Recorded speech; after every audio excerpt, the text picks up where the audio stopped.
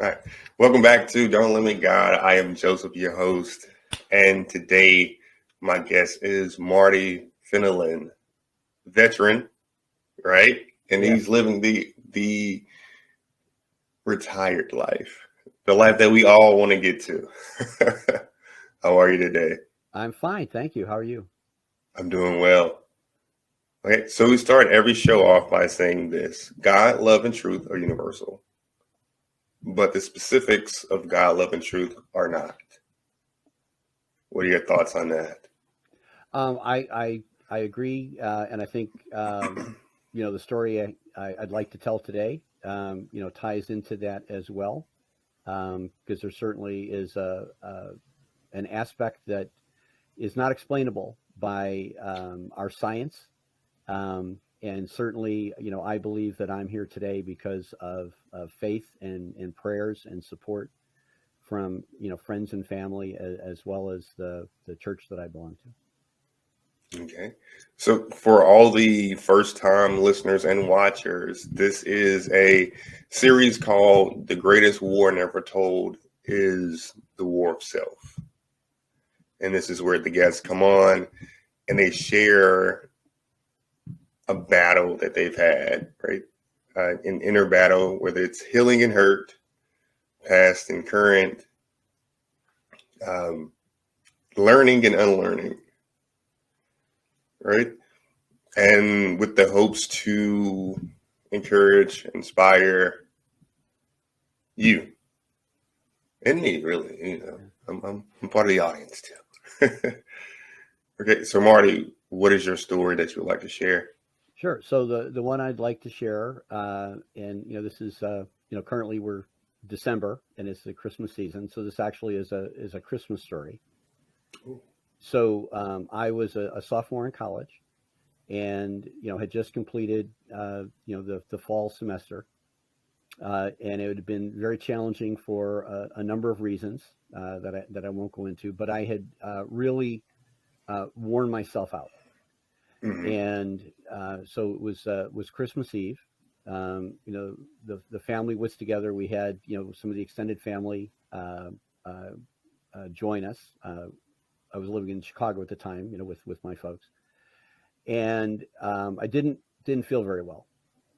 So I didn't participate very much in the festivities and stuff. And then um, after the family headed out, I came downstairs and told my folks, this, look, um, I feel very bad. This feels like I've got spinal meningitis again. I think I need to go to the emergency room. So my folks, you know, chatted a little bit. We looked, took temperatures and everything like that, and it was like, okay, we got to go. So my mom and dad took me to the emergency room of St. Francis Hospital in Evanston, which is a suburb of Chicago. And we got there, and they had the staff that was on for the for the holiday. Um, and unfortunately, the emergency room physician and the resident that was working with him were convinced that since I was a teenager, and it was a holiday, that this was more a psychological thing than an actual physical complaint. And so they kept trying to convince me that I just needed to reconcile with my parents and go home, um, and were reluctant to check me out. And um, won't go into all the details, but they did a spinal tap without proper anesthetic. So I bent the steel frame on the gurney because I did not want to move my back and you know possibly be paralyzed. Mm-hmm. Um, and the doctor leaned over and was okay. We're gonna it'll take a little bit to get the test, but you can go home with your parents. Um, this really is all in your head. And I used some curse words, um, and said, I've had this before. I've got it again. You need to admit me. And I don't remember exactly what happened next, but what happened was I went into a coma and I went into convulsions.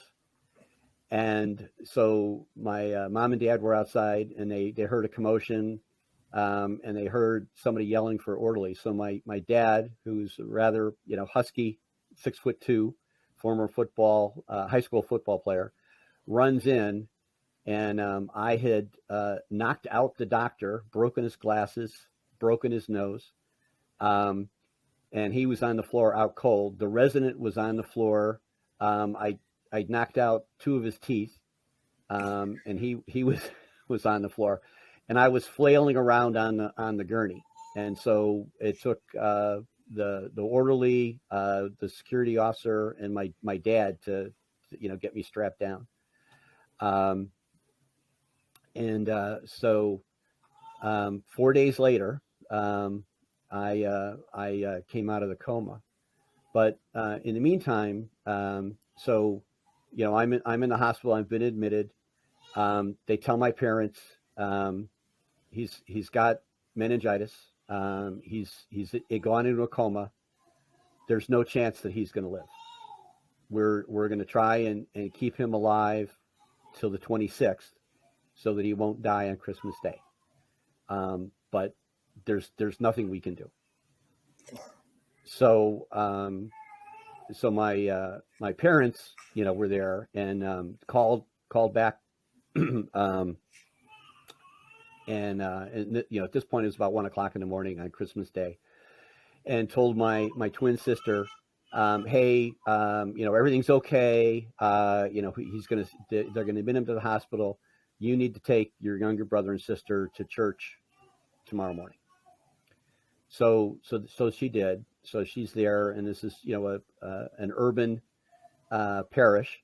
So there were about 3,000 people in the church at the time, and they get to the point in the mass where they do the intentions, and they talk about pray for people who've passed, and so and so sick, and then the deacon says, well, we'd like a moment of silence, and we'd like everyone to pray that Marty Fenelon lives through the day. He's going to die, but we're going to pray that he lasts at least another day so his family won't have to remember that he died on Christmas Day. So obviously did not go over well with my siblings. And of course, kids I'd gone to high school with and from the neighborhood and everything. So there was a bit of a commotion in church, but they had the moment of silence, and everybody prayed. And as I said, 4 days later, I came out of the coma. And a little bit of a funny story there. So I was in an oxygen tent, and because I'd had convulsions, they had me strapped to the bed, and I didn't have my glasses on. So I'm kind of coming out of the coma, and everything's all blurry because I don't have my glasses, and there's the oxygen tent there, and suddenly this nun, retired nun, who was in the black and white habit that you see in TV and the movies and stuff, and she was there praying the rosary on literally on what they would call a death watch. And so she hears me making noise. So she comes over and leans to look into the oxygen tent. Well, all I see is this wrinkled, kind of gray face, surrounded by black, whatever. And so when she sees that I'm moving, she's startled and made an exclamation. And I hear the noise, and I don't know what's going on. So I'm like, oh my God, I yell, make an explanation. So she goes running out of the room. And I remember, the black habit, flying up in the air and everything, screaming for the doctors. So the doctors came in and whatever. And, right away, they talked to me, and I could talk back. So they were amazed at that. And it was a miracle. So anyway, I was in the hospital for another couple of weeks, and, the doctors had talked to my parents, and, in those days, all they had for meningitis was penicillin. We didn't have the drugs we have today. And the mortality rate was, roughly 50%. If you went into a coma, it was 80-90% fatality rate.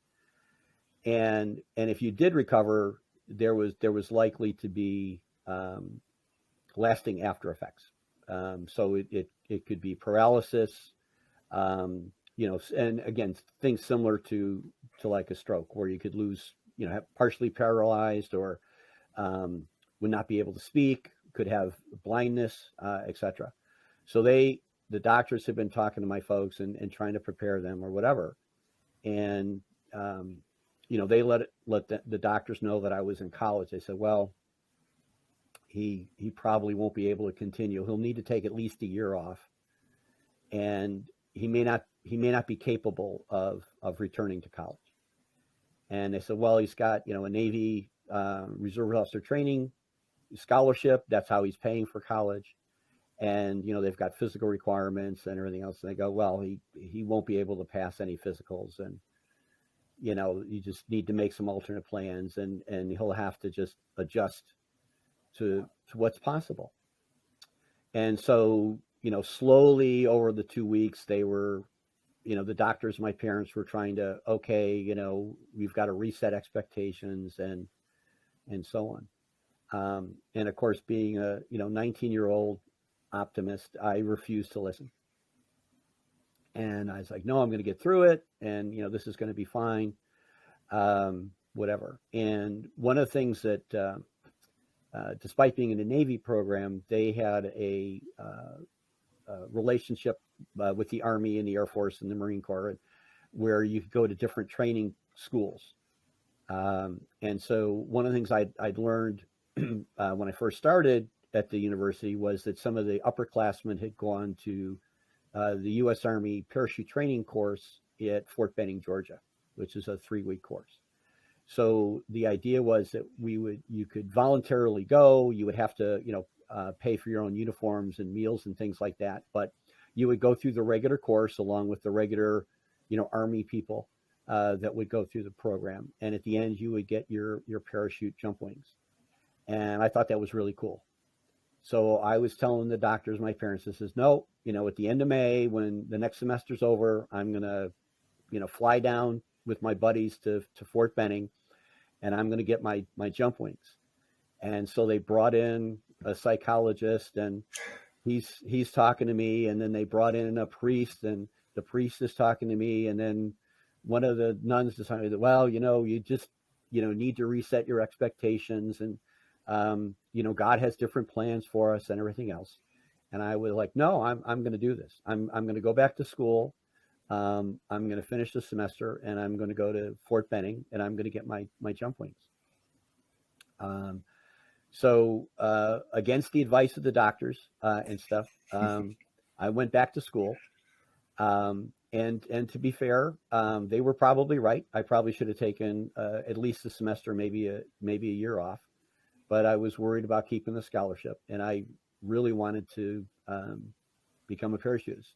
So went through school, successfully passed the semester, not with really great grades, but got through, and with 4 of my buddies went down to jump school. And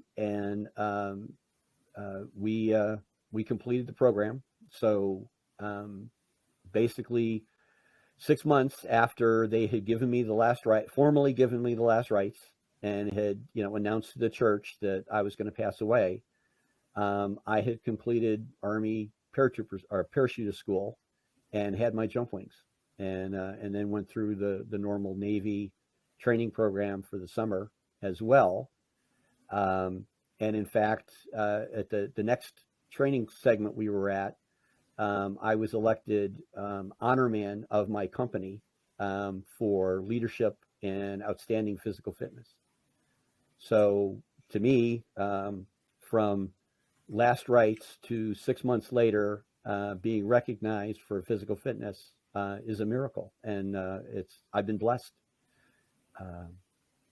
So that's the short story. I did not expect that. Yeah. Like, That's good. That is great. Yeah. So, so I did have struggles in school. I had gotten, I was in an engineering program, and I had gotten behind academically. I was able to successfully graduate after shifting majors. Went on to a brief active duty stint in the Navy, and then reserve duty, and retired out of the reserves. And um, based on my Navy experience, I was able to get a job in a technology area, essentially doing engineering and project management, and developed a large team at one company. Went to a startup company and helped them increase more than tenfold in 2 years in size. Um, and have been with different companies over the years, but had a very successful career. And as you pointed out at the beginning, I'm now retired. Just published a book on project management. Um, I certainly feel that I've been blessed and successful.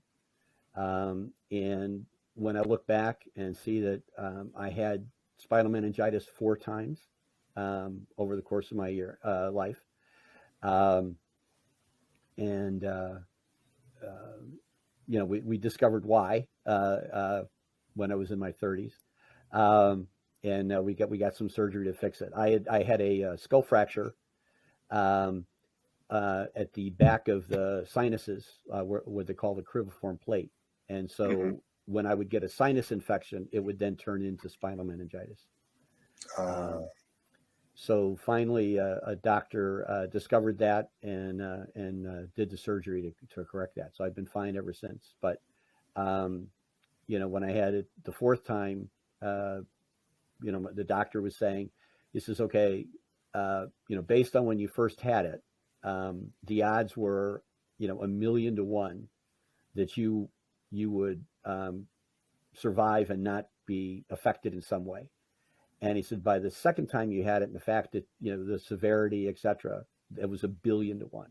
He says, so I can't even tell you what the odds are for you to have had it 4 times and not have any negative consequences. Um, right. again, I look back, and, one of the things since the second, uh, when I had it in college, um, I feel that I've been blessed. I've always tried to give back, um, regardless of whether I was, in the Navy or in another job, or, with my church and faith community, neighborhood and friends, um, because, God blessed me and allowed me to be here without negative effects. And I do certainly feel that I need to pay it forward. Absolutely. Oh man. First, hey guys, don't let me guide. But also what I heard when you were telling your story, and this is for everyone, right?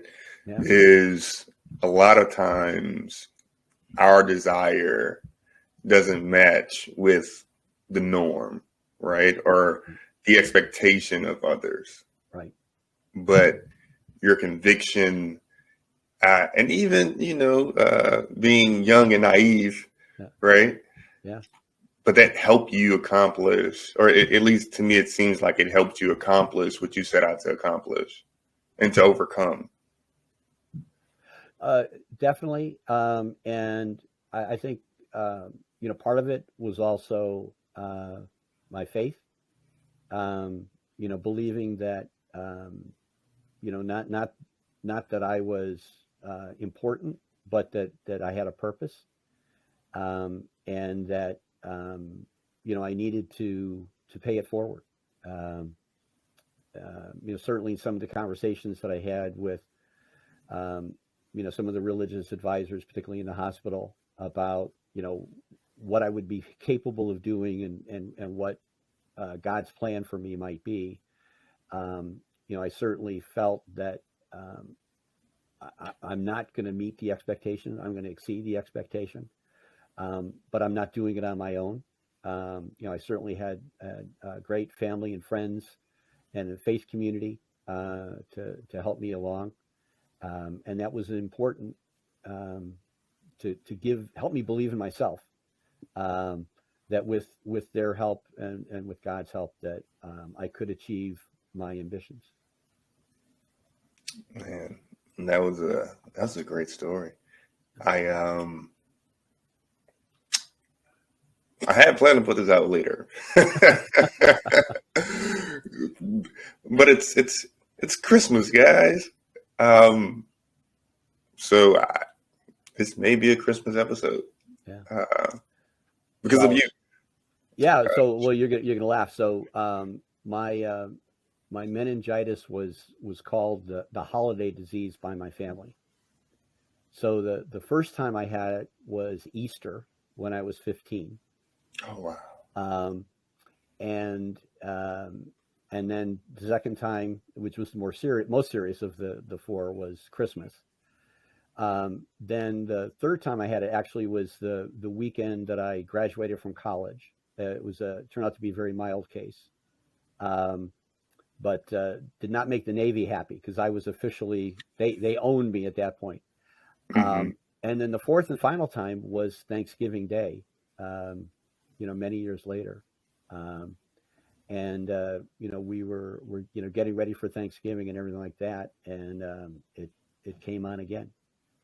Um, so yeah, yeah. So that was kind of the joke. It was the Marty. It's a holiday. Watch Marty. See what happens. Wow. All right. First, man, um, I'm glad that you had the surgery and you haven't had it since.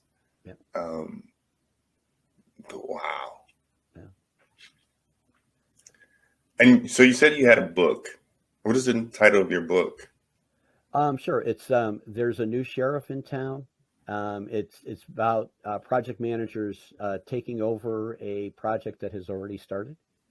Okay. Um, and I just retired, and one of the things that I'd seen over my career is that all the textbooks and the training courses and everything for project managers assume that a project manager starts from scratch, and you can define the project, you can build your project team, etc. And in reality, that happened very rarely during my career. And talking to other project managers, they also noted that most of the time they would have to come into a project that had already been started. So did a review of the literature. There really wasn't anything out there. So I was like, you know what, as a way to give back to the profession that's been so good to me, I'm going to put out a book to help the younger folks and folks who maybe are new to the experience get through taking over a project that's already started with the help of some checklists and tips and things like that. And of course, as we say in the Navy, plenty of sea stories um, to just try and frame why certain things are important. Understood. And where can your book be found?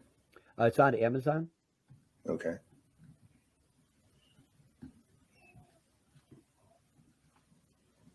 Great. And so I've heard you say give back a couple times. Mm-hmm. Uh, was giving back always a priority for you, or did that happen after the Christmas day? I think there was a little bit. My mother, my grandmother, many of my aunts are teachers, and so I had kind of been, and because I did very well in school, I would help other students who sometimes were challenged. So I had given a little, but I had never really thought about it, in those terms. After the Christmas meningitis, I definitely felt that I was lucky to be around and lucky to be able to walk. Um, after after the convulsions and some of the injuries that were sustained while I was having the convulsions, it took a little while before I could walk normally, um, and so I really felt that I was lucky, and that I needed to pay it back. So I wouldn't say it was like the driving force in every decision I made, but certainly when there were opportunities to volunteer to help out, um, I would take those. And then I did a career as a consultant, business consultant, IT consultant, and typically I was called in to help companies or groups that were having challenges and they needed help to overcome. So it's kind of been part of my DNA, I'd say, for the last 50 years. Cool. Well, listen, thank you. Thank you for sharing your story. Definitely for me, definitely inspirational. Thank you. It's not much I can say. But I will have a link for your book in description. Hmm. So anyone that's curious, want to check it out, it will be in the description box. Whether you're watching on YouTube or listening across all streaming platforms. Marty, thank you again so much for Well, sharing. well, thank you for having me. It's been great, and I'll have to check out your other podcasts and things. Thanks.